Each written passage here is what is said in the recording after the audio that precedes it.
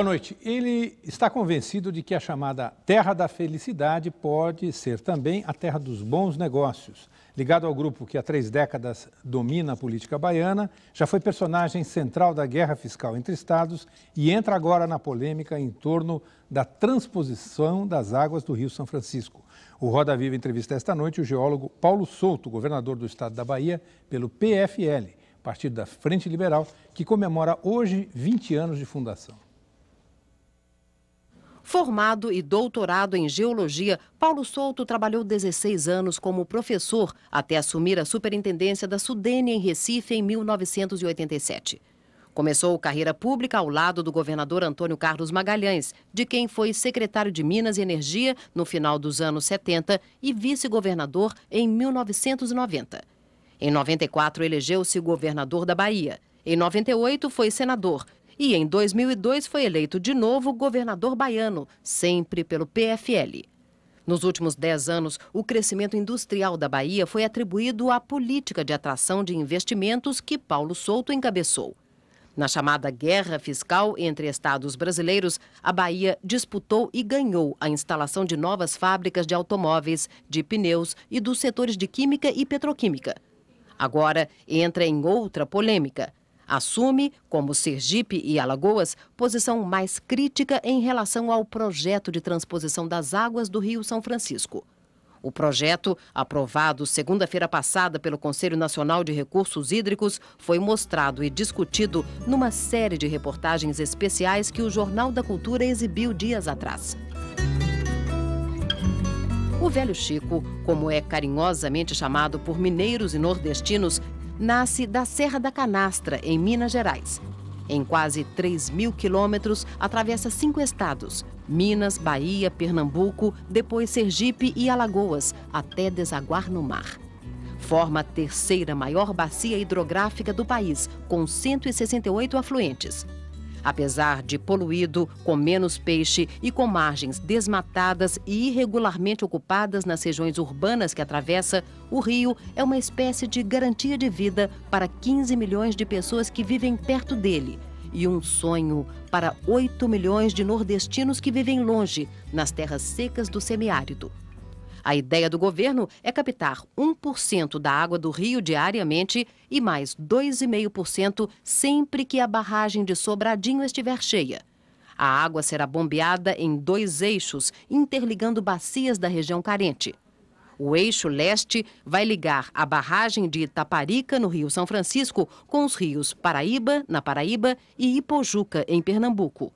O eixo norte levará água do Velho Chico, do Pernambuco, até as bacias do rio Jaguaribe, no Ceará, Piranhaçu, na Paraíba, e Apodi, no Rio Grande do Norte.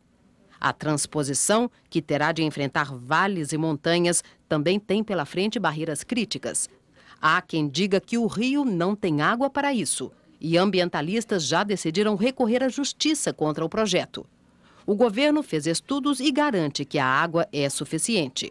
O Comitê da Bacia do São Francisco quer que a transposição tenha apenas uso humano e animal, e não uso econômico, como quer o projeto. E políticos da região, incluindo a Bahia, preferem dar prioridade a antigos projetos de irrigação paralisados por falta de investimentos. Para o governador da Bahia, Paulo Souto, nós convidamos Kátia Seabra, repórter da Editoria de Brasil do jornal Folha de São Paulo. Fernando Valença, jornalista e advogado. Lenilde Pacheco, repórter de política do jornal A Tarde, da Bahia. Alexandre Machado, jornalista da TV Cultura. Mariana Caetano, repórter da Editoria de Nacional do jornal Estado de São Paulo. Washington Novaes, documentarista, consultor de meio ambiente da TV Cultura e supervisor-geral do programa Repórter Eco. Acompanham a entrevista em nossa plateia aqui no estúdio os seguintes convidados. Cláudio Taboada, presidente da Bahia Tours, da empresa de turismo do estado da Bahia. Manfredo Pires Cardoso, superintendente de recursos hídricos da Secretaria Estadual do Meio Ambiente e Recursos Hídricos da Bahia. Rafael Bernardo Marques Reis, estudante de jornalismo da Universidade de São Judas Tadeu. Júlio Cerqueira César Neto, presidente da Agência da Bacia do Alto Tietê. Walter Rodrigues de Carvalho, pós-graduando em Ciência Política pela PUC de São Paulo. Ivo Gomes de Matos, estudante de jornalismo da PUC de Campinas e colunista do portal RMC, da região metropolitana de Campinas. Júlio César Soares, estudante de jornalismo da Universidade de São Judas Tadeu. Sidomar Biancardi Filho, mestrando em Arquitetura e Urbanismo pelo Mackenzie, com pesquisa sobre política e movimentos sociais. Olímpio Augusto Ribeiro, arquiteto especializado em patrimônio histórico pela Universidade Federal da Bahia. Sibili Miller, empresária e diretora da Aqua Brasilis Meio Ambiente. Samuel Barreto, coordenador do programa Água para a Vida da ONG WWF Brasil. E Maria Cristina Frasca Spielborgs, hidrogeóloga da Lumina Engenharia Ambiental.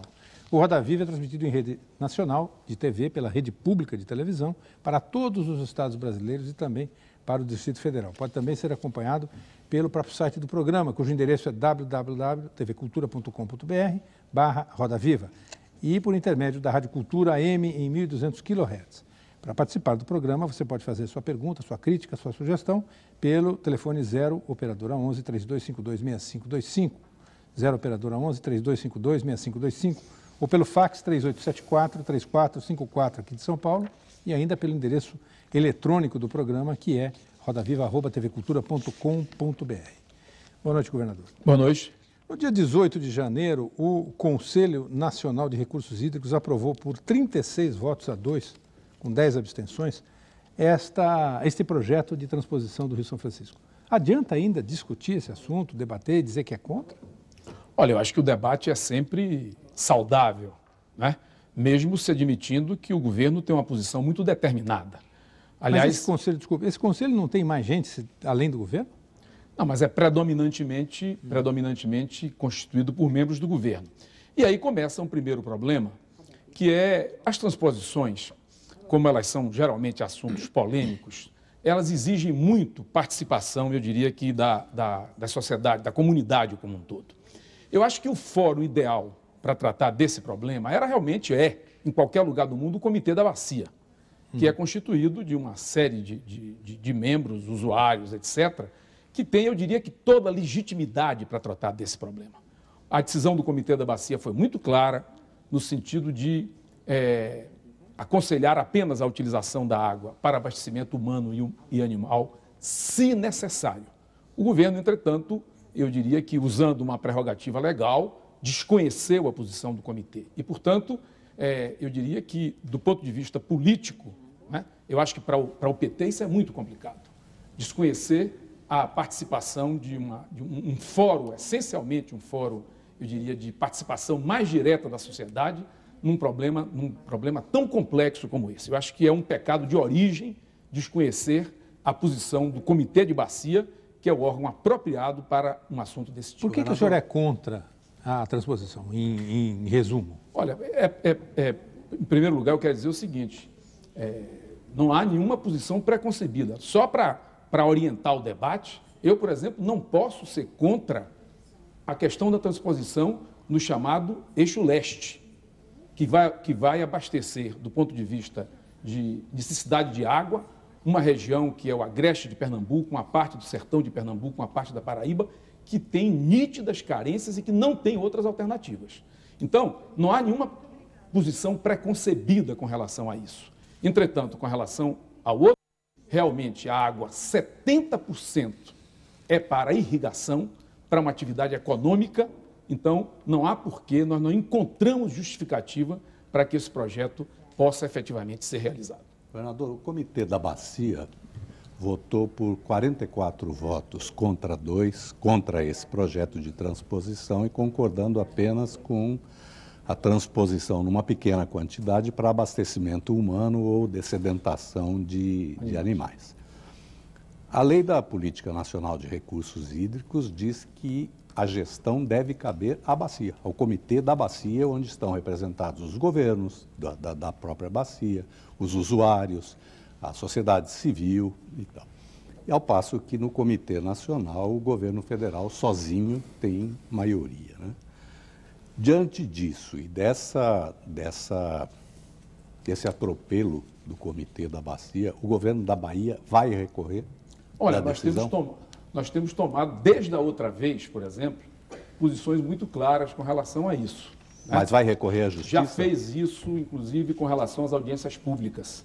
Nós já estamos tratando já fomos no único, eu diria, foro que a essa altura é possível, que é a justiça, para tentar impedir a realização dessas audiências públicas. Isso não tem nada, é muito complicado, porque fica parecendo uma posição egoísta. Mas vai recorrer agora? Já fez isso. Agora? Já fez isso. Já fez isso. Governador. Já tomou a sua posição com relação a isso. Primeiro porque eu quero insistir nessa posição que o comitê tem uma legitimidade muito grande para tratar desse problema. E depois, as transposições, elas, quer dizer, tem alguns fundamentos que são essenciais. Quer dizer, o primeiro delas é o seguinte: você tem que ter abundância de água numa região doadora e que a retirada dessa água não se constitua num impedimento futuro para o desenvolvimento de uma região. Isso é uma coisa essencial. Eu acompanhei, quando o ministro, naquela época, Fernando Bezerra, começou a fazer esse projeto, ele fez uma discussão, nós fomos ao Hotel Colorado. E lá eu vi como esse assunto foi tratado, né? Tratado com a participação de todos os estados envolvidos, de uma forma muito clara. Por quê? Porque quando você retira água de uma determinada área, isso é uma coisa definitiva. Se essa região fosse uma região de abundância de água, até você podia admitir isso, mas não é. E, além do mais, mais uma vez, para aquele outro eixo, há estudos que provam claramente que dentro de um horizonte razoável, há água disponível ainda no Rio Grande do Norte, no Ceará. Na Paraíba é um caso um pouco mais complicado, ainda sem muita definição, mas também os resultados de utilização da água mostram que ainda há água para isso. Agora, se admitir transportar água de 400 quilômetros com desníveis de 160 a custos que ninguém sabe quais são e que antecipadamente parecem muito altos para a utilização econômica. 5 vezes mais do que o custo atual. Para a utilização econômica, quem vai pagar isso provavelmente é o consumidor urbano, que vai ter que fazer uma tarifa média para justificar um preço que, teoricamente, seria econômico para o projeto de irrigação. Quando eu estava passando o documentário aqui, falou-se que seria retirado 1% do Rio de São Francisco, e eu percebi que o senhor balançou a cabeça negativamente. O senhor podia contar para os telespectadores que não viram o senhor balançando? Isso é muito técnico, mas é preciso colocar, porque esse número realmente não é um número razoável. Não é um número razoável. Nós temos que partir da chamada vazão regularizada do rio, que é depois da barragem de Sobradinho. Essa vazão é aproximadamente 1.850 metros por segundo.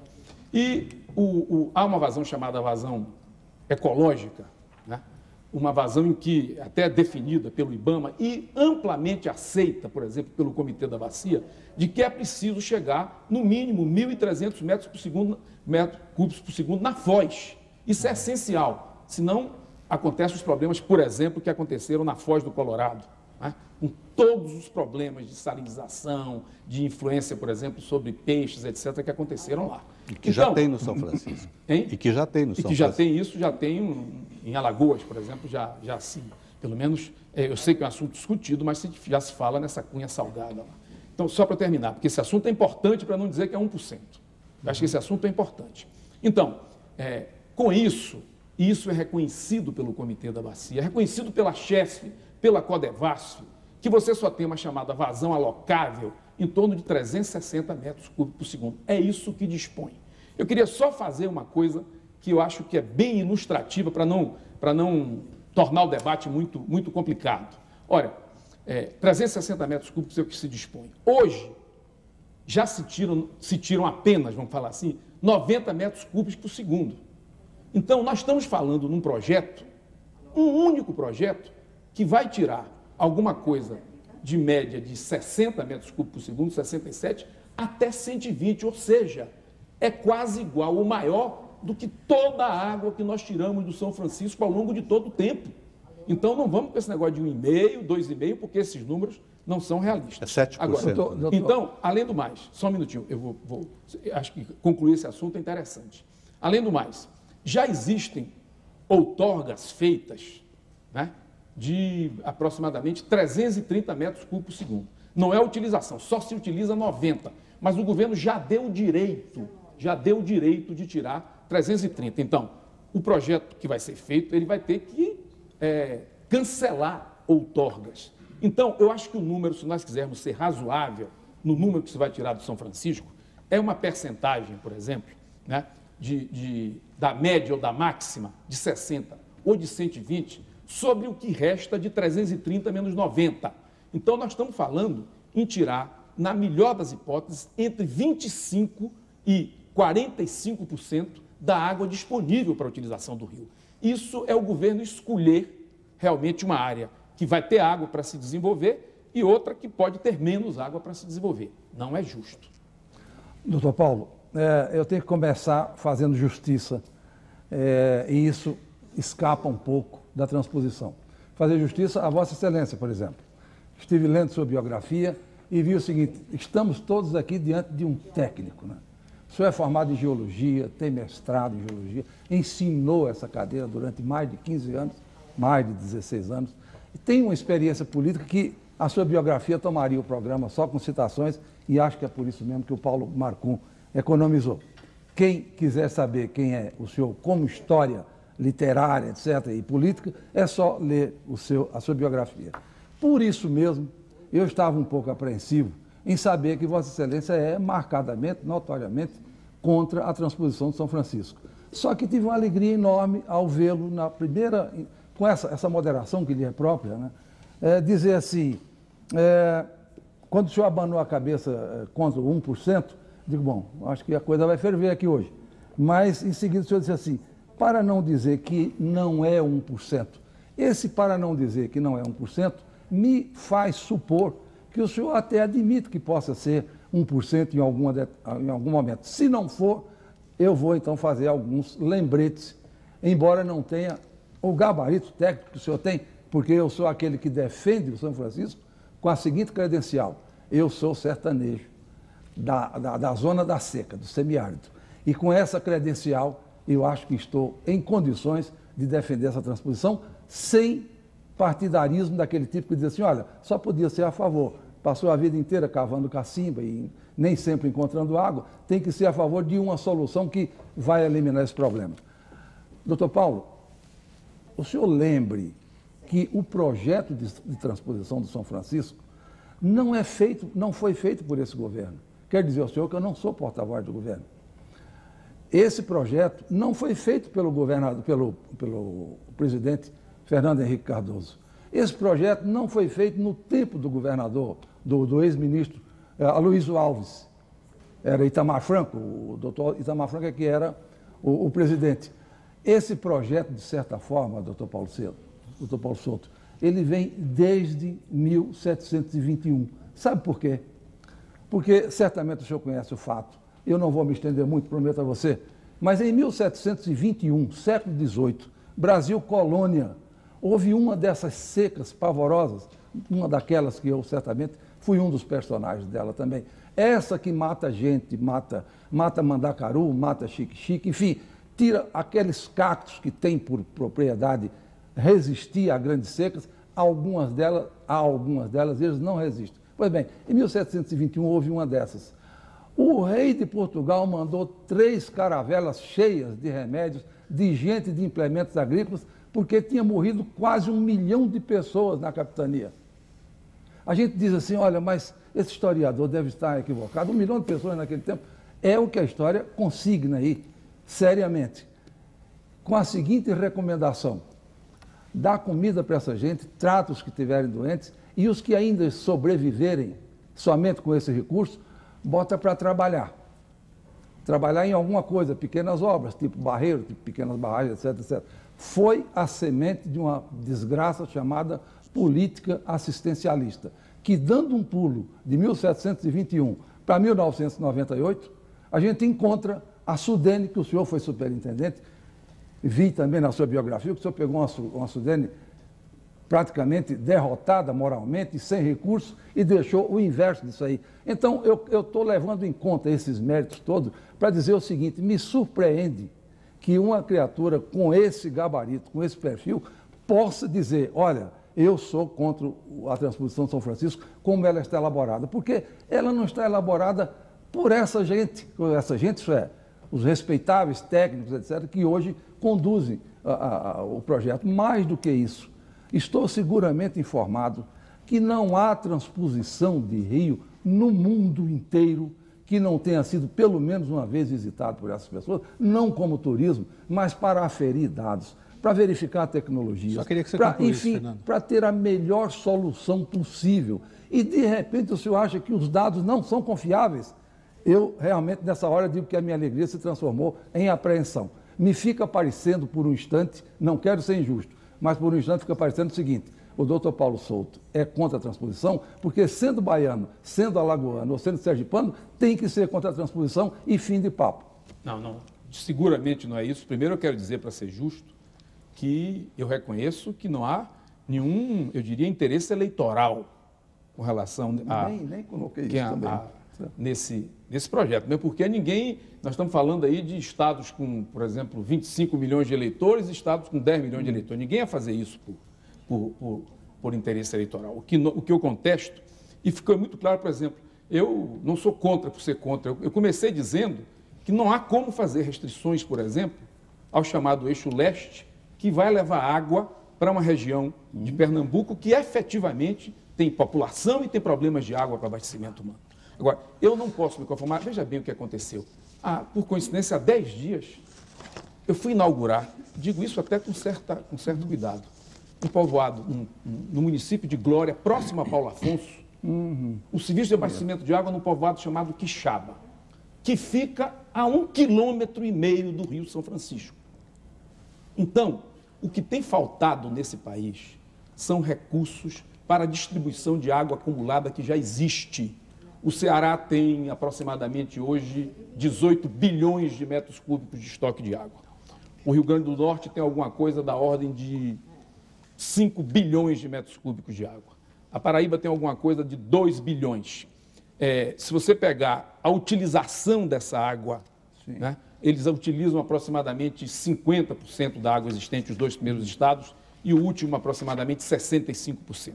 Então, o problema nesses estados ainda não é de carência de água. O que precisa são investimentos. Então, quando eu vejo, por exemplo, o meu estado, em que as populações a 5, 10, 15 quilômetros, apesar do enorme esforço, porque esse é o maior esforço que eu fiz no primeiro governo, que o meu sucessor fez e que eu faço agora, né? De aplicar os recursos do Estado para isso. E ainda assim, nós temos populações lá tão carentes como as outras populações. Além do mais, o projeto todo, 80% da água serão para irrigação e não para abastecimento. Isso, o projeto principalmente aquele eixo lá chamado o eixo norte, é basicamente um projeto para irrigação de uma água que, para ter um mínimo de economicidade para irrigação, vai ter que se aumentar muito essa água para a população urbana, que é quem, de certa forma, vai subsidiar.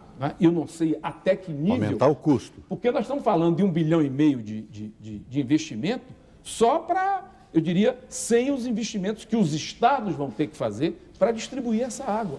Então, eu acho, por exemplo, que antes de ter um plano, que parece agora já existe um plano de comitê da bacia, etc., ver todas as possibilidades de aproveitamento dos recursos hídricos locais, eu acho que é muito prematuro se fazer transposição para a irrigação. Enquanto isso, por exemplo, eu vou falar no meu estado, porque eu tenho a obrigação de falar no meu estado, então, sem recursos previstos, projetos que estão em andamento, né? Como o projeto Salitre, como o projeto Baixio de Irecê, eles estão praticamente interrompidos, o governo está querendo fazer PPP, eu acho até que isso é bom, né? Eu acho que é uma iniciativa que deve ser perseguida, mas nós temos projetos de irrigação hoje praticamente paralisados ou sendo tocados muito lentamente, como existem algumas ainda dezenas de obras, né, nessas condições que precisam ser concluídas e continuam sendo concluídas. Não interromper, mas prometo ao senhor que no próximo bloco eu tenho um comentário a fazer.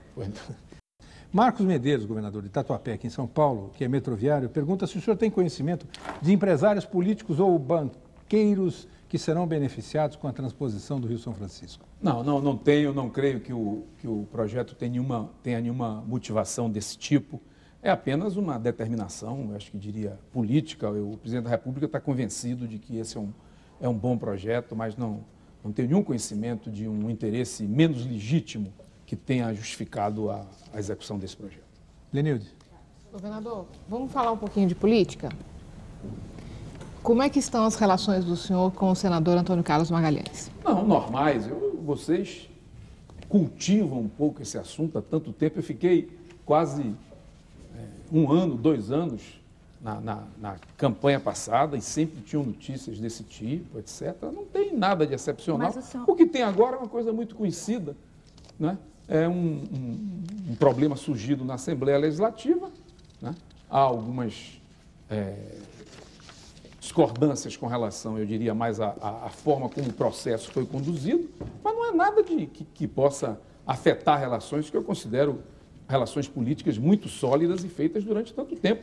E é comum que possam existir esse tipo de discordâncias, que existem em qualquer lugar do Brasil, entre quaisquer políticos, e às vezes elas são muito valorizadas quando isso eventualmente acontece na Bahia. Mas recentemente o senhor recebeu o Gedel Vieira Lima, que é um desafeto do senador Antônio Carlos Magalhães no governo. E o Gedel é um dos que defendem o seguinte, conversar com o senhor desde que o senhor demonstre independência do senador Antônio Carlos Magalhães. A minha pergunta é, como compatibilizar a lealdade a Antônio Carlos Magalhães a necessidade de composição com os partidos para a eleição de 2006? Ou o senhor acha que dá para se eleger como em 94 com o slogan candidato de ACM? Não, primeiro, eu nunca disse a ninguém que sou candidato em 2006. Minha preocupação agora tenho dito isso, é fazer um bom governo. Essa é a minha preocupação. Conversar, eu converso com todos os partidos políticos, procurando naturalmente os interesses do Estado. Não vejo absolutamente nada demais nisso. E as relações políticas, como eu disse, com quaisquer partidos, eu sempre tive boas relações com todos os partidos políticos, basicamente com as lideranças da Bahia. Agora, isso não tem nada a ver com posição eleitoral em relação a 2006, etc. Mas o PFL ficou isolado nessa campanha, desculpe, para a prefeitura. Agora ficou PFL, PP, PL, o que se viu foi uma composição de um grande bloco contra o candidato do carlismo lá. Então, o senhor acha que o PFL está fadado mesmo à falência na Bahia, como se diz?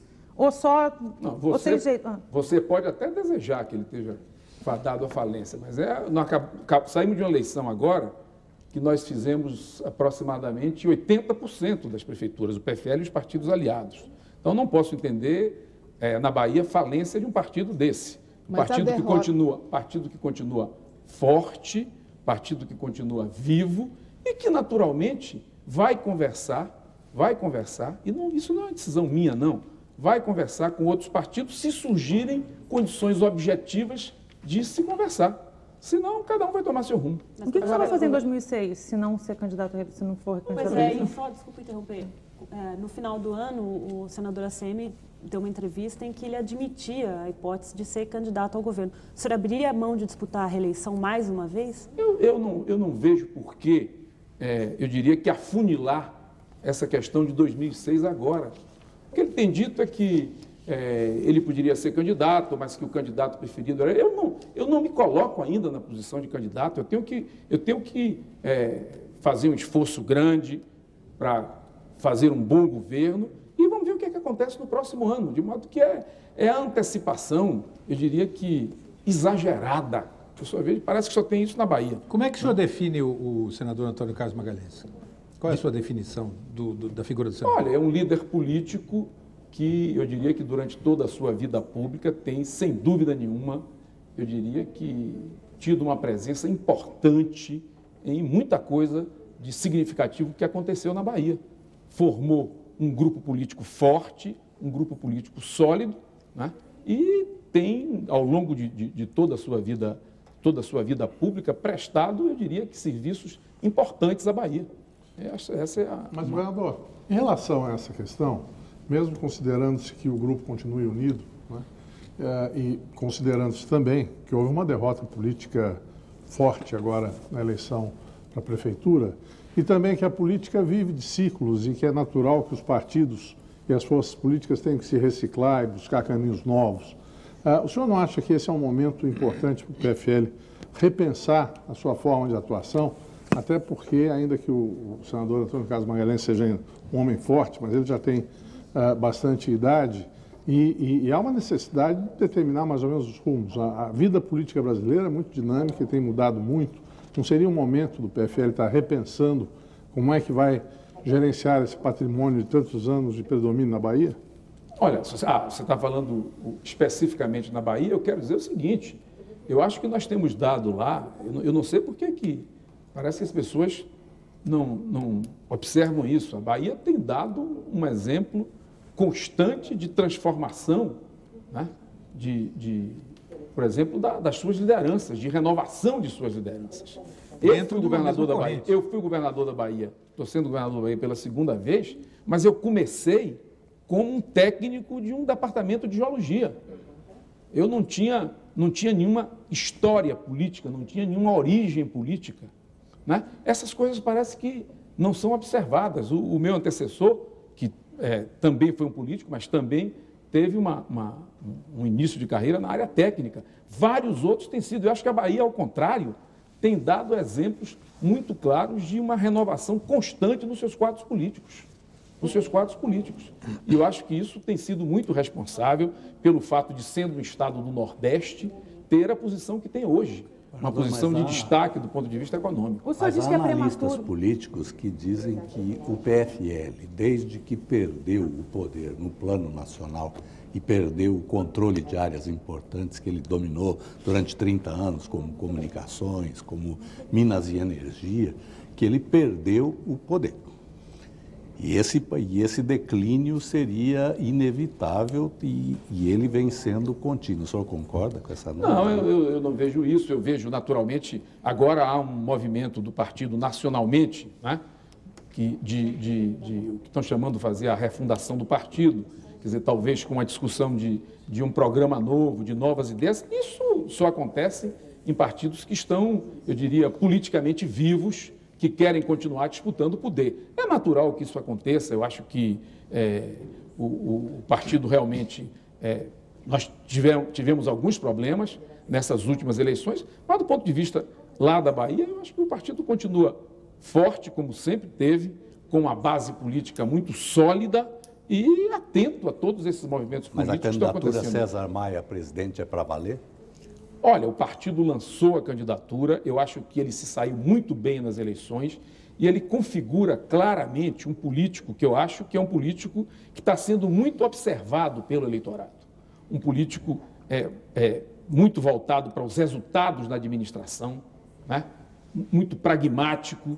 Eu acho que esse tipo de político está sendo muito bem observado hoje pelo eleitorado brasileiro e, por isso, ele está se lançando, né? Teve uma excelente vitória num estado complicadíssimo do ponto de vista político, com um eleitorado muito exigente, que é o Rio de Janeiro. Acho que isso credencia muito bem para que ele coloque a sua candidatura nesse momento. Mas o senhor falou que era prematuro falar em eleição, agora falar em eleição para o governo da Bahia. Mas o senhor não acha, então, o senhor acha que é oportuno o lançamento hoje da candidatura do César Maia? Ou acha... Ele tem... Não, eu como, eu diria, personagem do problema da Bahia, eu estou achando que não tem por que nós anteciparmos isso. Mas o prefeito César Maia, toda vez que lhe perguntam isso, ele diz, não, eu estou vendo esse movimento, muitos já estão se lançando, eu também quero equilibrar o jogo e estou me lançando. E a aliança com o PSDB? Eu acho que tem sido mais ou menos um consenso, né, de que os dois partidos poderiam começar com candidatos diferentes e adiante... vamos ver o que é que acontece. Agora, você disse que não pensei em 2006, desculpa, Lenide, mas o seu nome já foi lançado como um eventual candidato a vice numa chapa com Geraldo Alckmin à presidência, pelo ex-governador Nilo Coelho. O senhor acha isso foi razoável? Eu não acho que seja lançamento. Acho que só o senhor não está pensando em 2006, então, eu não acho que isso seja lançamento, não. Eu acho que, é claro, eu acho que nesse momento lá, ele falou isso, e não é meu propósito. Eu tenho dito claramente que nunca cultivei qualquer tipo de sonho em relação à política nacional, não. Eu vou ficar muito satisfeito se conseguir fazer um segundo mandato, se sair com o nível de aprovação que saí no primeiro e, sobretudo, graças a Deus, com um certo respeito da população do meu estado. Governador, o senhor acha que é precoce discutir 2006, mas o seu grupo está se movimentando intensamente. E a volta do ex-governador Nilo Coelho para o PFL, o retorno dele, representa exatamente essa movimentação. Ele passou 2 décadas... Eu estou sabendo por você agora que ele está voltando para o PFL. Nunca soube disso, não. A vinda de Nilo Coelho? Para o PFL? Estou sabendo por você agora. A aproximação dele? Não, mas a vinda para o PFL, não. Ele apenas fez uma declaração de certa simpatia à forma como eu governo, etc., o tratamento que eu tenho com relação aos políticos, mas não estou sabendo da vida. Não estou sabendo da vida, não. O que eu conheço, ele é um deputado que foi eleito pelo PSDB. Governador? Mas, senhor, o senhor agarrava essa provável simpatia, porque o PFL, assim, o senhor, por exemplo, vamos voltar para 2006, então. O PT fatalmente vai lançar candidato. O PSDB não vai apoiar o PFL, a menos que o senhor... E vai apoiar o PT? Não, pode lançar um candidato, pode fazer uma aliança com o PMDB. Você vê, veja bem, eu não estou de forma nenhuma, eu não posso estar aqui falando em alianças, porque eu definitivamente estou dizendo que não quero tratar não devo tratar agora de candidaturas para 2006. Agora, eu acho normal que seja eu ou seja outra pessoa do PFL, converse com outros partidos políticos na Bahia. Mas o problema é que o senhor é pessoalmente admirado pelos seus interlocutores lá na Bahia, mas que tem um fosso, que é o carlismo, que é... Isso não existe? Não vejo Governador? Não vejo nenhum tipo de fosso, não. O que eu vejo é, claro, essas alianças políticas são sempre discutidas, né? E elas flutuam muitas vezes ao sabor de certas circunstâncias. Não sei, por exemplo, que tipo de influência vai ter, o que vai acontecer no país. Agora, é normal e vai ser normal que se tentem algum tipo de aliança política. Se vão ter restrições a isso o tempo é que vai dizer. O senhor acha que vai ter Gedel, Jutaí, Antônio Carlos no mesmo palanque? Não sei. Não posso falar, ninguém tratou eu acho que é uma precipitação incrível. Mas da reeleição você não abre mão, então? Não abrir mão de quê? De disputar a reeleição. Não sei se vou ser candidato. Sinceramente, não sei se vou ser candidato. Esse é um assunto que vocês não acreditam, mas que não me preocupa agora. A minha preocupação agora, eu quero fazer o possível para fazer um bom governo. Esse é o meu esforço grande para isso, num momento difícil que nós estamos assistindo. Aliás, eu quero aproveitar esse negócio para falar uma coisa que eu acho importante e que tem uma grande influência na transposição. A transposição está desconhecendo uma coisa chamada relação federativa. Eu não posso entender um projeto desse tipo, por exemplo, sem que, no mínimo, tenha havido uma discussão para se atribuir, por exemplo, aos estados cotas de utilização de água. O Colorado, a transposição do Colorado, há muitos anos atrás, só foi feita assim. Alguém pode dizer, não, mas aqui no Brasil, o Rio São Francisco é um rio federal. Lá, não. Os rios têm uma legislação estadual, nada disso. Na verdade, se não tiver uma discussão, eu diria, federativa madura, né, os estados podem colocar óbices muito sérios à questão da transposição. E o que o senhor acha da ministra? Se a calha é federal, mas, por exemplo, 80% da água que vai são de rios estaduais. E o que o senhor acha da ministra do Meio Ambiente dar o seu apoio prévio ao projeto, ele tendo que ser licenciado pelo IBAMA, que está subordinado a ela? Não é uma coisa, eu diria que muito consentânea com a história política dela, essa certa precipitação. Mas o que ela está dizendo... Nem com a legislação.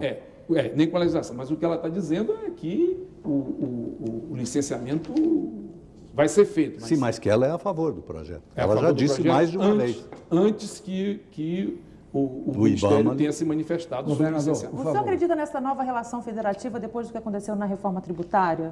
Que no Palácio do Planalto, 5 governadores se reuniram com o ministro Palocci, saíram de lá falando de recursos para o Fundo de Desenvolvimento do Nordeste e a negociação... Eu acho que esse é um dos grandes problemas que nós temos no país hoje.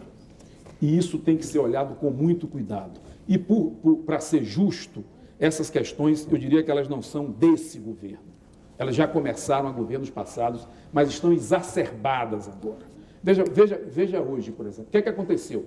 A semana passada, o governo federal anunciou que a arrecadação federal subiu 10% em termos reais. Né? Enquanto isso, o Fundo de Participação dos Estados, que é composto de impostos federais, em termos reais subiu menos de 1%.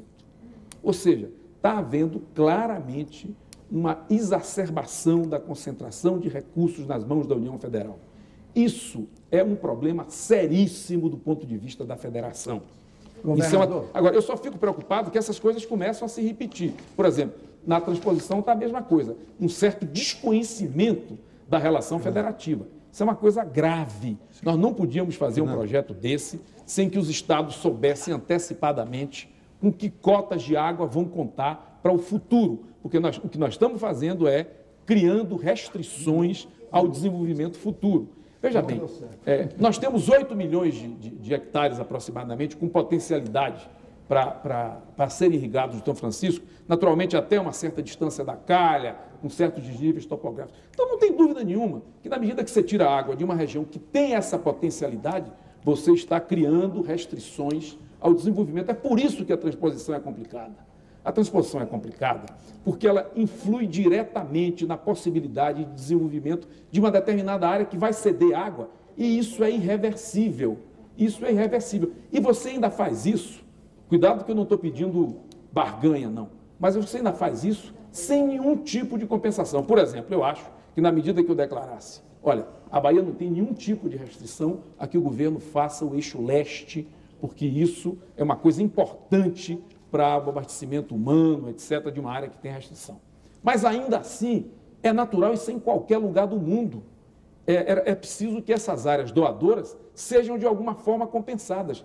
E simplesmente não se fala nisso, né? Eu não quero participar dessa discussão, porque nesse momento eu tenho uma posição muito clara. Se o projeto for global, eu tenho uma posição clara contra o projeto. Mas, por exemplo, se o projeto fosse razoável, dissesse, não, vamos fazer apenas esse eixo, era normal que nós fôssemos para a mesa discutir uma compensação pelos prejuízos que isso vai causar à chamada bacia doadora. Esse caso a transposição é uma coisa muito complicada. Agora mesmo, às vezes, dão sempre o exemplo de uma transposição que foi feita na Espanha. Foi feita na época do Franco.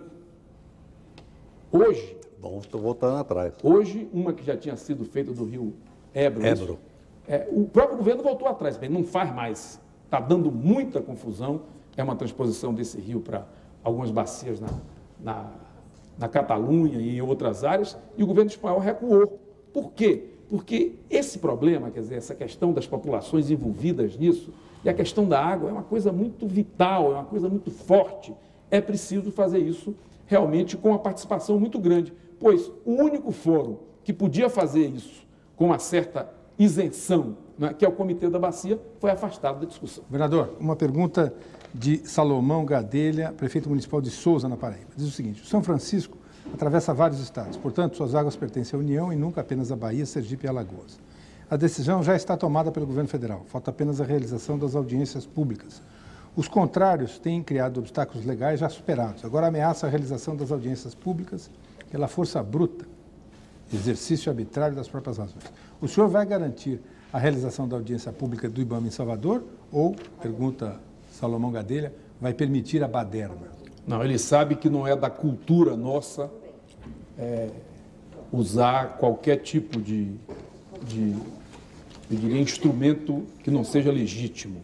Se a audiência pública for realizada, nós garantiremos, não há dúvida nenhuma, a sua realização. Né? Não é, nossa discordância não pode chegar às raízes, isso não acontece. Né? Mas o senhor vai tentar na justiça que elas não se realizem? Isso nós já fizemos da outra vez e estamos fazendo novamente. Estamos fazendo novamente. Por que razão? Não é melhor discutir isso publicamente?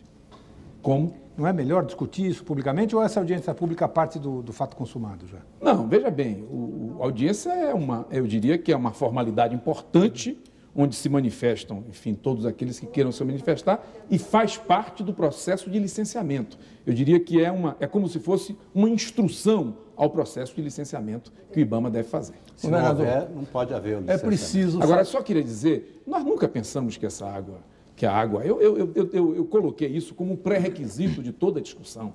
Né? Não é que a gente pense, embora 80% da água venha de Minas e venha da Bahia, não é esse o problema. Não se trata de uma questão egoística do ponto de vista da água. Não é isso. O que nós estamos discutindo é a oportunidade desse projeto, a destinação da água. Quer dizer, não, é muito sério nós dizemos que nós temos 8 milhões de hectares, eu diria que nas margens do São Francisco, aí, nesses estados da bacia, e que tem potencialidade de serem irrigados, e que de repente nós vamos desconhecer tudo isso e levar água para não sei quantos quilômetros, etc. Você não pode, isso é uma coisa importante, você não pode fazer da água, onde ela eu diria, escassa, um fator principal de desenvolvimento. Além de não atender 10 milhões de pessoas que moram em comunidades isoladas. Isso também, esse projeto, isso é outra coisa importante. essas populações dispersas, não é isso que vai resolver o problema dessas populações dispersas, que, aliás, são populações relativamente pequenas. Nós temos soluções locais que podem atender essas populações dispersas. Então, o objetivo maior, principalmente de um dos eixos, é realmente fazer irrigação em condições que, do ponto de vista econômico, não são boas. Por que, por exemplo, aliás, essa é outra pergunta que tem que se fazer, por que o Banco Mundial, por que o BID, que tem sido parceiros tradicionais desses projetos de recursos hídricos, eles, até agora, pelo que eu sei, não sequer se aproximaram desse projeto. Sequer se aproximaram. Governador, permita, eu estou aqui assistindo a tudo isso, fazendo um esforço pessoal muito grande para separar o gentleman que o senhor é do adversário da tese da transposição do Rio, mas não estou mais conseguindo. Eu vejo que o senhor é inseparável dessa condição e está cometendo alguma injustiça, o governador. O senhor acabava de dizer no outro bloco, quando dialogava comigo, que o Rio Grande do Norte, por exemplo, é um estado muito bem dotado de água. Por coincidência, por sorte, eu peguei aqui alguma coisa em que o senhor Rômulo Macedo, não sei se o senhor conhece, o coordenador de obras do projeto de transposição, diz aqui, com todos os dados, não tem necessidade de fazer uma máscara nisso aqui, que o estado do Rio Grande do Norte é o estado menos dotado de umidade de água no Nordeste, que naqueles dados da ONU, que diz que 1.000 metros de água por ano, 1.000 metros cúbicos, é o que define uma vida normal, de conforto, etc., quando define isso, e que 500 metros já descamba para... Qual é o termo que ele usa aqui? Eu quero exatamente usar o adjetivo. Abaixo de 500 é considerado calamidade. Israel tem 450 e o Rio Grande do Norte tem armazenado menos de 355.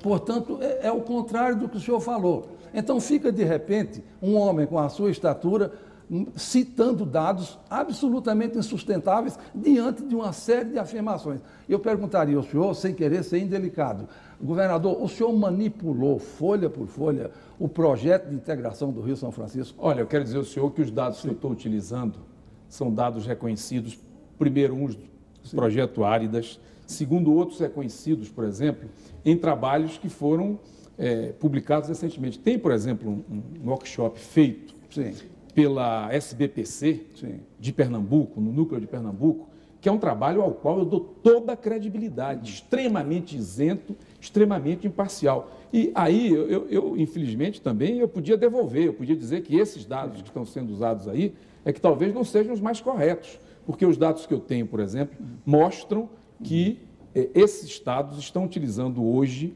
aproximadamente 50% dos recursos disponíveis. O que falta é distribuição, o que falta é remanejamento de água dentro das próprias bacias. Isso poderia, talvez, levar a possibilidade de transposição para um horizonte de muitos anos adiante. Há um estudo do próprio professor João Abner, da Universidade do Rio Grande do Norte, por favor, da Universidade do Rio Grande do Norte, que diz que o Rio Grande do Norte tem água suficiente e não precisa de transposição. Professor João Suassuna, da Universidade de Pernambuco, e do Instituto Joaquim Nabuco, diz a mesma coisa. Professor Aldo Rebouças, da Universidade de São Paulo, diz o seguinte: o único estado nordestino em situação crítica, porque tem menos de 20% disponíveis, é Pernambuco. Os outros todos têm água naquela suficiente. Região do... Esses são os dados que eu conheço. Eu queria dizer, talvez não, que eu seria incapaz de utilizar qualquer informação que não fosse. Eu estou me louvando em dados eu diria que de entidades ou de pessoas que eu considero insuspeitas. Doutor Paulo, olha, a monitoração da vazão mínima e máxima do São Francisco é feita na foz desde 1930, sistematicamente. Isso é um dado que ninguém pode vir com firulas nem com coisa, não é o seu caso, de qualquer um opositor menos credenciado. Essa monitoração das medições obtidas em 1930 são rigorosamente as mesmas feitas em 23 ou 24 de janeiro de 2005. Ou seja, 1.850 metros cúbicos por segundo jogados no Atlântico toda hora. Nós queremos tirar, dá a impressão até que eu sou da equipe. O governo quer, com esse atual governo, que o outro também queria, tirar... Até mais. Quer-se tirar hoje do Rio São Francisco 26 metros cúbicos por segundo, na época em que o rio estiver com a sua vazão mínima ou que Sobradinho não esteja transbordando. Porque a partir do momento em que Sobradinho estiver transbordando, as coisas mudam, a vazão é muito maior e é possível chegar a 127 metros cúbicos por segundo sem problema nenhum. E nos anos em que chover, simplesmente fecha a torneira de Cabrobó e de Itaparica. Professor, doutor, enfim, tudo isso, senhor governador, senador, etc., homem com 17 condecorações, eu peço ao senhor, reveja, olhe, releia, se o senhor tiver tempo nas suas tão responsáveis obrigações, releia esse projeto. Eu tenho certeza que se o senhor relê-lo a partir de amanhã em Salvador, o senhor vai dizer, olha, onde é que está aquele Fernando Valença? Eu quero dizer para ele, você tem razão. E eu agora, de opositor, eu sou um apóstolo favorável à transposição. Tenho certeza porque esse projeto é inquestionável, a menos que a pessoa siga aquele princípio de Napoleão. Os homens defendem os seus interesses com muito mais bravura do que as questões de natureza moral e as questões de natureza séria. Isso são palavras de Napoleão, do que os bons princípios. Eu estou convencido de que nós estamos utilizando dados absolutamente corretos. É preciso entender, mas eu não queria insistir nessas questões técnicas, mas 1.300 metros cúbicos precisa chegar na Foz. Precisa chegar na Foz. E o dado que eu estou dando aqui para todo mundo pensar, que eu acho importantíssimo... Perdão, mas... Eu vou repetir. Espera aí um minutinho. Quer dizer, nós estamos tratando de tirar, para não pensar que é tão pouco assim, nós estamos, de uma tacada só, tirar entre 60 e 120 metros cúbicos por segundo da vazão de rio, que até hoje, em toda a sua história, nós só estamos tirando 90. Por quê? É a mesma coisa que acontece lá. Isso é falta de investimento, não é falta de água, não. Isso é falta de investimento. Governador, 1.825 ou 1.850 metros cúbicos, menos 26, dá quase 4 vezes o que o senhor quer que tenha lá. Não é isso. Esse número, infelizmente, o senhor está enganado. Não é 1.000. O número não é esse. A vazão chamada alocável. Eu tenho que me guiar no plano da bacia, que é feita por gente responsável, e nos dados de empresas federais, como a Chesf e a Codevasf, que dizem que a vazão alocável do rio é 360 metros cúbicos por segundo. Essa informação ninguém pode contestar. Doutor então, Paulo, não é o que...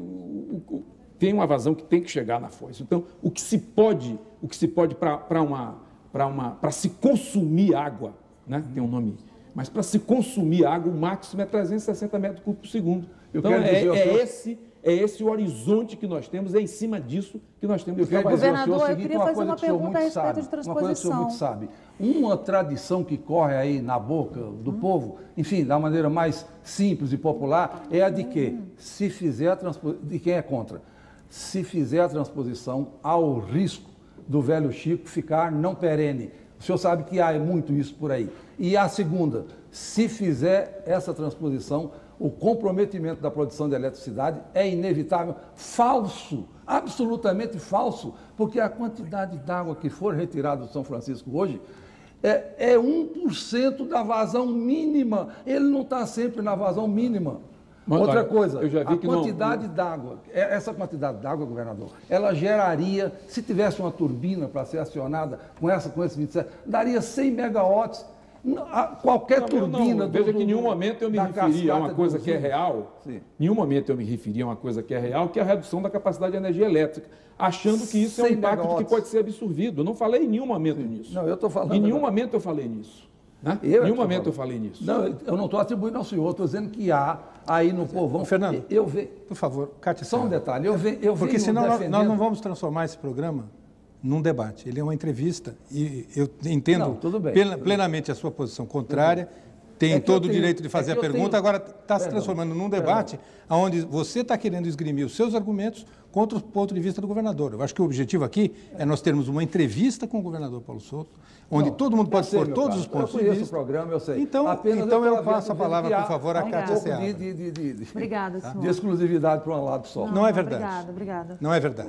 Governador, não é verdade. Governador, o senhor criticou os critérios adotados pelo governo federal na transposição, né, nesse processo da transposição. O senhor, não sei se acidentalmente, ou não chegou a citar Franco e tal, no caso da Espanha, né, na transposição lá, não sei se por conta dos métodos. Deixa eu só concluir um pouquinho. E também falou da concentração de recursos, de arrecadação e tal. O senhor está achando pouco democráticos os métodos adotados pelo governo federal? O senhor tinha uma outra expectativa do governo Lula? Aqueles encontros na Granja do Torto eram um jogo de cena só? Não, acho que não. Acho que foi uma prática salutar, né, que o presidente introduziu, que os governadores se aproveitaram. Não fiz nenhuma ilação, eu apenas disse que a transposição é uma coisa tão complicada que, quando eu me referi a esse exemplo que é dado com muita frequência da Espanha, que isso foi feito numa época que não era uma época, eu diria que de democracia, né? Então, isso foi feito com uma posição de um governo muito forte, né? E que hoje, por exemplo, um novo projeto de transposição lá sofreu um revés e acabou, o novo governo acabou, não me referi absolutamente a outra coisa, senão isso, mostrando que a transposição, porque envolve interesses de populações, numa coisa muito importante que é a água. Então, por isso é que ele precisa ter um mecanismo de discussão participativa muito grande. Né? A outra coisa é a questão federativa, que eu fiz questão de dizer, do ponto de vista de recursos, que não é uma coisa da agora desse governo, que vem se acumulando, mas que está se exacerbando e criando, eu diria que problemas. Os estados estão fazendo um esforço enorme para manter, eu diria, esse equilíbrio fiscal. Graças a Deus, nós terminamos na Bahia muito bem, pagando o 13º, pagando o mês de dezembro, pagando os nossos compromissos com fornecedores e com empreiteiros, eu diria que muito rapidamente, agora terminando de pagar isso em janeiro, talvez no início de fevereiro. Então, nós estamos fazendo um esforço fiscal muito grande, mas não há nenhuma dúvida que os estados estão, eu diria que um pouco estrangulados por essa dificuldade financeira. Então, eu estou chamando muita atenção para esse problema federativo. Governador, eu queria mudar um pouco, fazer uma pergunta que é totalmente fora desse assunto que nós estamos conversando, mas que tem vinculação com o julgamento do governo Lula. A revista Veja, essa semana, coloca uma discussão na capa de que se o governo do PT estaria emburrecendo o Brasil. Eu não sei se o senhor teve conhecimento dessa matéria, tinha uma capa muito forte. E depois dentro se discutia essa questão da perda da condição de desclassificatória do inglês e outras atitudes do governo. Eu gostaria que o senhor fizesse uma análise. Como é que o senhor vê o governo Lula nesse momento? O senhor vê como um governo que está enriquecendo o Brasil ou está empobrecendo o país? Não há nenhuma evidência de que o governo esteja empobrecendo. Do ponto de vista econômico, o governo tem tido, eu diria que, êxitos importantes, né? Se discute um pouco isso, aquilo, mas a economia, sem dúvida nenhuma, cresceu e continua crescendo. Isso é importante. Há problemas aí com relação à taxa de juros, com relação a investimentos, etc.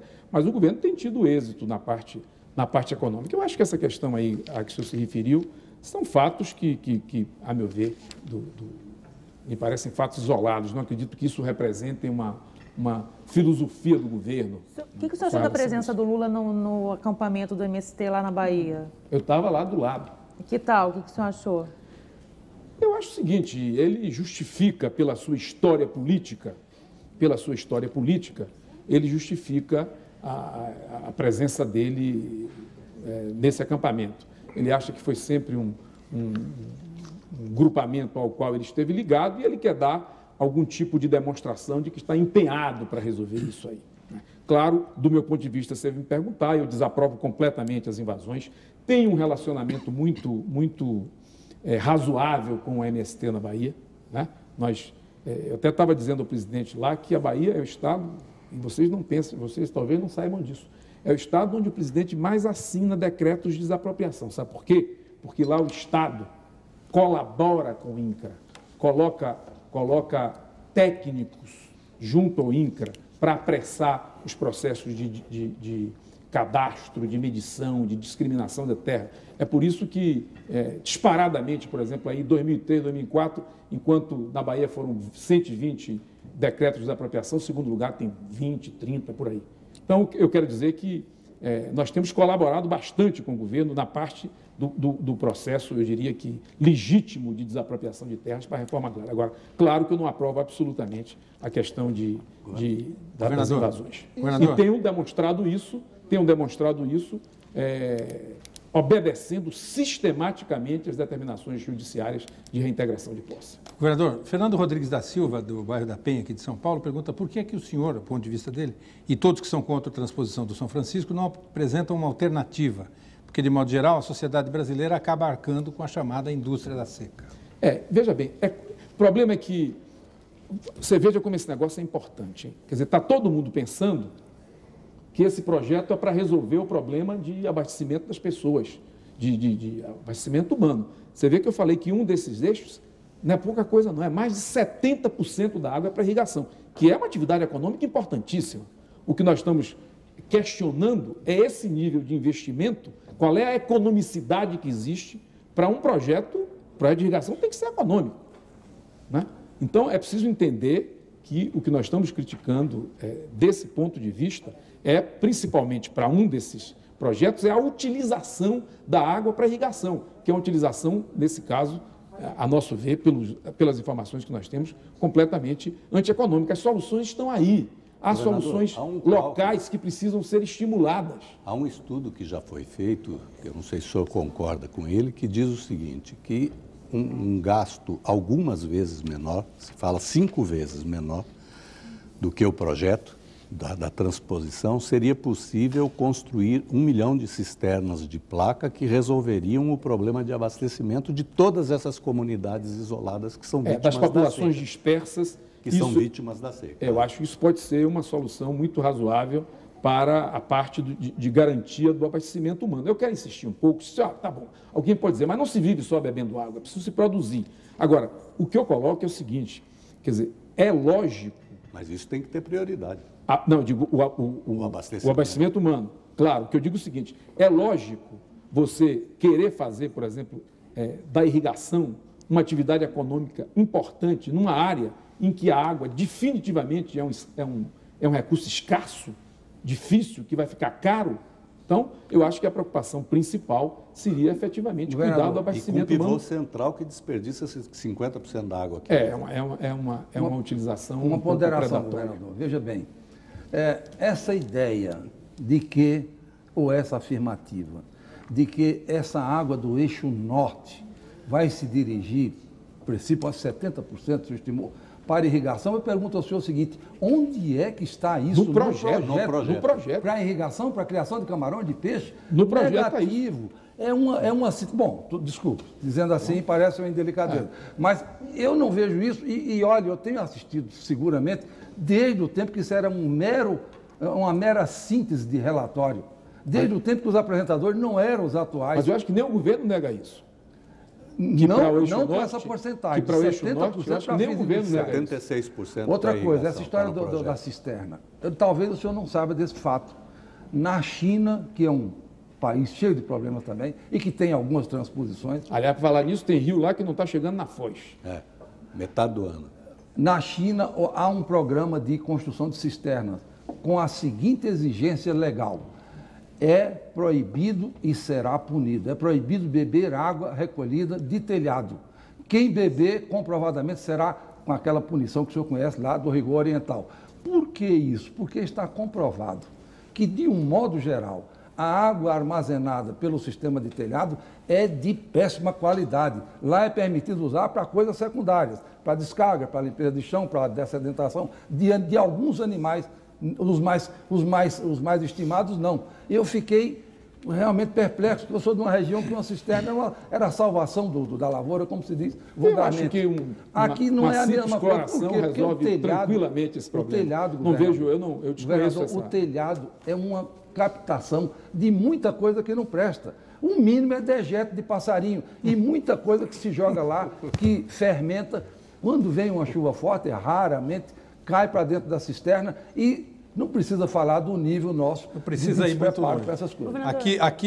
Nós vamos fazer um intervalo, mas eu queria registrar aqui ao lado, no Chaco Paraguaio, toda a comunidade menonita, que são 35 mil pessoas vivem de água da cisterna e não tem nenhuma dificuldade. Não sei se isso... Há exceções. Pergunta de Cleide Nunes, de Salvador, governador, estudante de jornalismo. Diz o seguinte, a Cleide. Na sexta-feira passada foi realizada em Salvador uma audiência pública para discutir o programa Bahia Azul. A principal crítica, esse programa que eu confirmei com o senhor, é aquele programa de saneamento da região toda de Salvador e que melhorou muito a qualidade da água da Bahia de Todos os Santos, como eu pude constatar. A principal crítica, diz a Cleide, é que esse programa beneficiou muito mais a classe média alta ao invés do subúrbio. Segundo a Embasa, somente 62% da população foi alcançada. Com os 600 milhões de dólares investidos, por que é que o governo não finalizou a obra? Não, isso é um grande engano nisso. Primeiro, você imagine a importância desse programa, que uma modesta capital nordestina, região metropolitana de Salvador hoje, é a primeira, praticamente empata com Belo Horizonte na frequência do abastecimento de água e é a segunda ou terceira no sistema de esgotamento sanitário.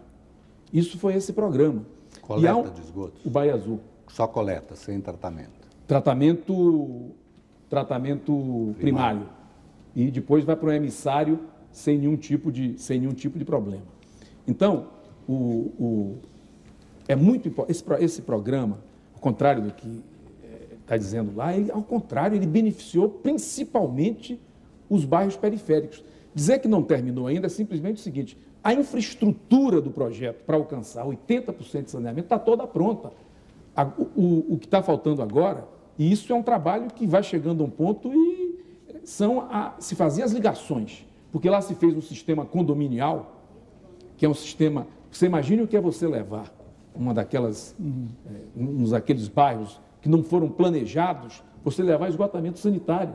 É um trabalho muito difícil. De modo que Salvador, realmente nós vamos alcançar tranquilamente esses 80%. Isso coloca Salvador entre as grandes metrópoles brasileiras, talvez como a que tenha o maior índice de saneamento, inclusive também as cidades da Bahia de Todos os Santos. O projeto Bahia Azul é um sucesso. E sabe o que é que prova esse sucesso? A redução em 50%, por exemplo, na população infantil das doenças de veiculação hídrica, as verminoses, etc. A queda foi de 50%, conforme um trabalho feito pelo Instituto de Saúde Coletiva da Universidade Federal da Bahia. É um projeto que eu, como comecei esse projeto e estou concluindo ele agora, eu tenho orgulho de dizer que foi um projeto importantíssimo. E, aliás, com subprodutos, entre aspas. Hoje, praticamente das 16 principais praias de Salvador, 18 são praias com balneabilidade, que é também uma coisa importante. Das 16? 18 não? Desculpe, das 18, 16 são balneáveis. Tá. Governador, o senhor tem um dos trunfos da Bahia, tem sido o progresso do turismo na Bahia. É um sucesso enorme. Existe uma consciência da necessidade de dar infraestrutura, saneamento básico para toda essa região que vem crescendo brutalmente? Olha, isso é importante e tem sido uma preocupação, e o Estado tem feito grandes investimentos nisso. Começar por Salvador, pela ilha de Itaparica, por Porto Seguro, por Arraial da Ajuda. Você estava me dizendo agora que Trancoso ainda tem alguns problemas, vamos verificar. Estamos fazendo agora Itacaré, estamos fazendo Canavieiras, foi feito Belmonte. Então, eu acho que a Bahia, desse ponto de vista, realmente teve um papel preponderante. Quer dizer, nós não podemos chamar turistas para praias. Morro São Paulo hoje também está saneado, com estação de esgotamento sanitário. Então, tem havido um enorme esforço nisso. E é por isso que nós temos essa posição muito boa. Vamos falar um pouco de guerra fiscal e de reforma tributária? Ótimo. A reforma tributária está empacada no Brasil. Há uma acusação cada vez maior de que o governo federal fica com a maior parte da arrecadação, que não compensa os estados pela desoneração das exportações. Se fala em 20 bilhões de reais. Mas, ao mesmo tempo, também muitos estados, inclusive os seus, são atacados por fazerem guerra fiscal, quer dizer, por concederem incentivos e isenções fiscais. O que se fala é que este ano os estados no Brasil estão concedendo 20 bilhões de reais de incentivos e isenções, e que isso contribui principalmente para a concentração de renda e não para a geração de empregos, como se apregoa, porque cada emprego criado nesses programas custa uma fortuna. E a sua região metropolitana de Salvador, inclusive, tem a maior taxa de desemprego no Brasil. Como é que o senhor vê essa questão?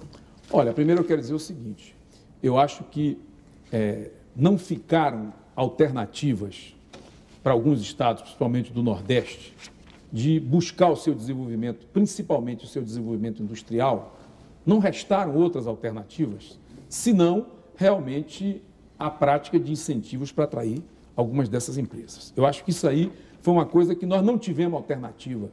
Nós não tivemos alternativa, né? Eu chego a dizer, eu uso o termo mesmo, durante algum tempo foi necessário que nós comprássemos os empregos. Esse é o termo, comprássemos os empregos. Eu acho que isso permitiu, por exemplo, que hoje o Estado da Bahia já seja não apenas isso, né, mas também um Estado industrializado, com uma enorme diversificação. E eu não estou muito de acordo que isso foi para concentrar, não. Na medida, por exemplo, a indústria calçadista, que nós levamos para o interior em cidades que jamais pensavam que poderiam ter uma indústria. Hoje, há cidades que têm 1.500, 2.000 empregos nessas indústrias. Mas, então, na média, o custo de um emprego nesses sistemas de incentivos fiscais é altíssimo. Há setores onde custa R$1 milhão de incentivos claro, criar depende. Um emprego. Nós tivemos, por exemplo, o Estado tomou a decisão política de conquistar um polo automobilístico. Custando muito caro. Claro, mas eu acho que foi uma oportunidade que não poderia perder, não perdeu, e eu acho que nós estamos nos dando bem. Por causa disso, já atraímos agora mais 2 indústrias de pneus, né? Já são 3 indústrias agora que vão se instalar no Estado. Eu acho que foi um momento em que não havia outra alternativa. Agora, hoje minha posição é muito clara. Eu sou a favor da reforma tributária com a uniformização das alíquotas, né? Acho que esse sistema chegou próximo à exaustão, e, nesse momento, eu não tenho nenhum tipo de restrição para que se faça a reforma tributária, pedindo apenas que o governo...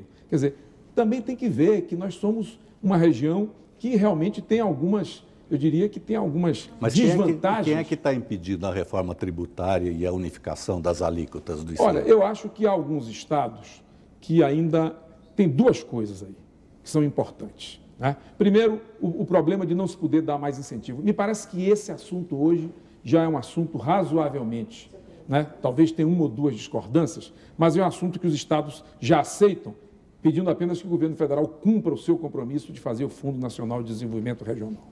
Isso é uma coisa. A outra coisa que preocupa na uniformização das alíquotas, e aí tem certa razão, alguns estados que têm, por exemplo, na sua principal fonte de arrecadação, por exemplo, os alimentos, etc., os produtos primários, que sofreriam uma queda muito brusca das alíquotas. E isso é uma pancada quase mortal na receita dos estados. Então, esse assunto tem que ser equacionado, senão é suicídio para alguns estados. Mas não tem 5 alíquotas diferentes? Então, mas se diz que alguns, por exemplo, se você for pegar os estados do Centro-Oeste, não estou falando por mim, se você for pegar os estados do Centro-Oeste, que tem, por exemplo, como principal arrecadação os grãos, etc. e tal. E se essa alíquota, como está previsto, vai para uma alíquota mínima, eles podem ter uma queda de arrecadação que pode tornar praticamente inviável o Estado. É o que aconteceu, por exemplo, com o problema da Lei Candir, de alguns estados que tinham produtos primários e semi-elaborados, né, como principal produto de sua economia. Isso foi feito de uma forma brusca e está aí a confusão. Alguns estados perdendo receitas. Com a isenção do imposto de exportação para essas... Então, que é uma coisa, ICM de exportação, isso é uma coisa justíssima. Ninguém quer voltar mais a taxar.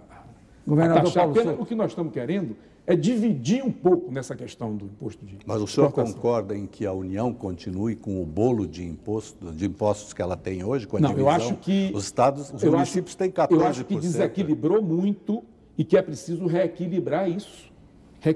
Inclusive, eu peguei uns números agora que me deixaram até um pouco mais assustados, números de, não 2004 para 2003, mas 2003 para 2002, mostrando uma certa concentração de recursos nas regiões mais desenvolvidas, novamente.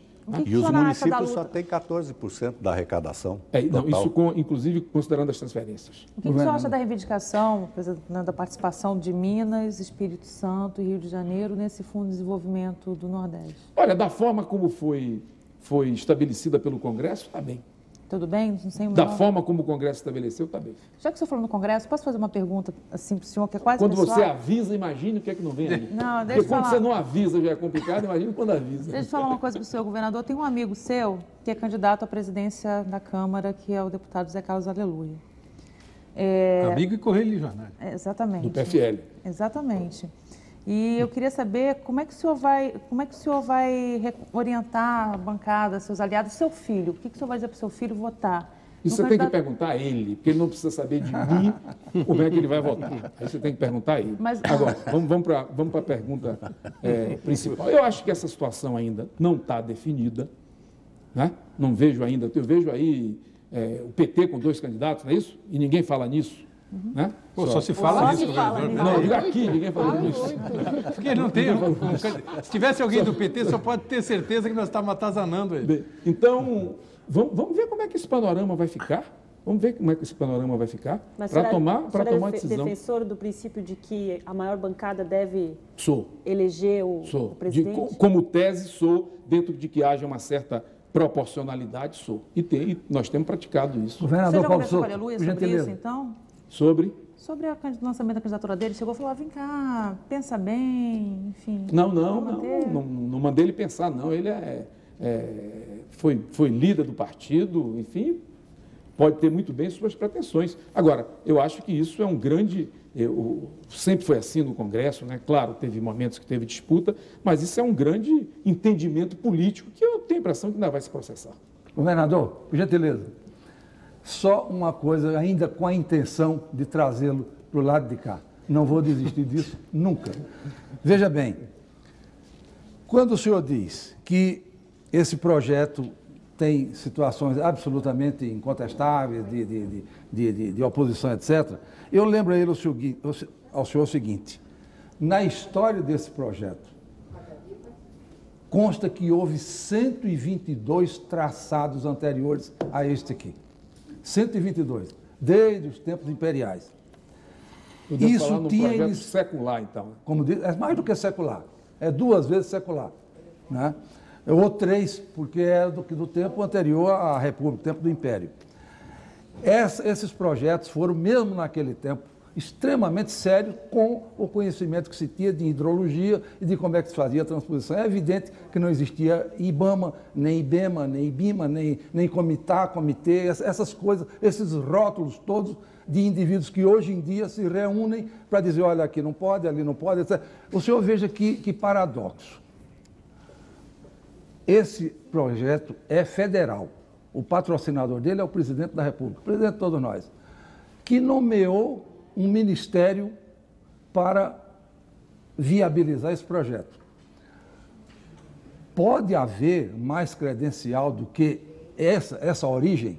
Creio que não. Todavia, em virtude de nós vivemos num regime democrático, em que as coisas têm que ser discutidas, disse o seguinte: o valor menor se subordina, o valor maior se subordina ao menor, que é uma aberração. Eu digo que se subordina nesse sentido, subordina por minha conta, entre aspas. É que um governo, um projeto patrocinado pelo governo federal, com um ministério assumindo publicamente que é ele quem vai cuidar dos detalhes da sua implantação, precisa que o IBAMA, o Comitê da Bacia A, da Bacia B, claro a comunidade, discuta. Nunca houve isso. Fernando, eu quero dizer ao senhor... Só queria que você concluísse, nós temos 1 minuto para terminar o Muito programa. bem, você então vai estou terminar terminando para falando. dizer que houve 122 tentativas. Esse projeto, Está se vendo, portanto, que não é uma coisa muito simples, né? Esse projeto é uma coisa séria, é uma coisa de honestidade inquestionável. Não tem um dado sequer ali. Se o senhor tiver uma pergunta para fazer, por gentileza, faça lá, que eles respondem a sua pergunta. Não, quem tem que, de modo ao senhor ser convencido. Fernando Valença, quem tem que fazer pergunta aqui somos nós, ao governador. Eu acho que você fez assim, eu queria que ele concluísse o programa. Não, como é que é? Por favor. Tem que fazer pergunta ao governo? Somos nós ao governador. E eu estou fazendo pergunta ao governador. Não estou vendo, e nosso dizendo programa está acabando. Que ele pergunte ao projeto as dúvidas que tem e elas serão esclarecidas. Como o oráculo de Delfos. E se isso for alguma insinuação por comigo, favor. Se tivesse dito isso, já tinha saído do programa. Por favor, não tem problema nenhum. Por favor, governador. Quer dizer, se é tudo isso que o Fernando defende, eu acho que não há como todos nós aderirmos instantaneamente ao projeto e está tudo resolvido. Por que o senhor acha que não é isso? Não, eu estou absolutamente convencido. Veja bem, e não é de hoje a minha posição.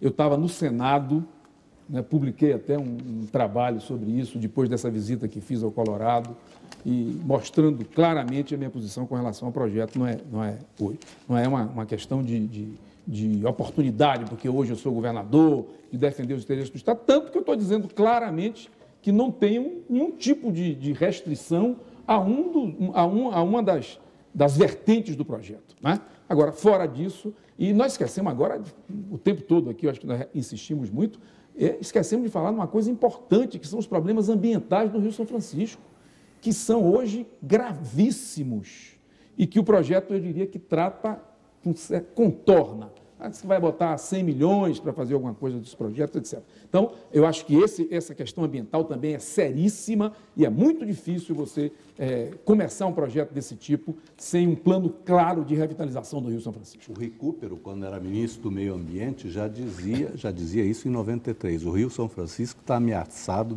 de deixar de ser um rio permanente para se transformar num rio temporário.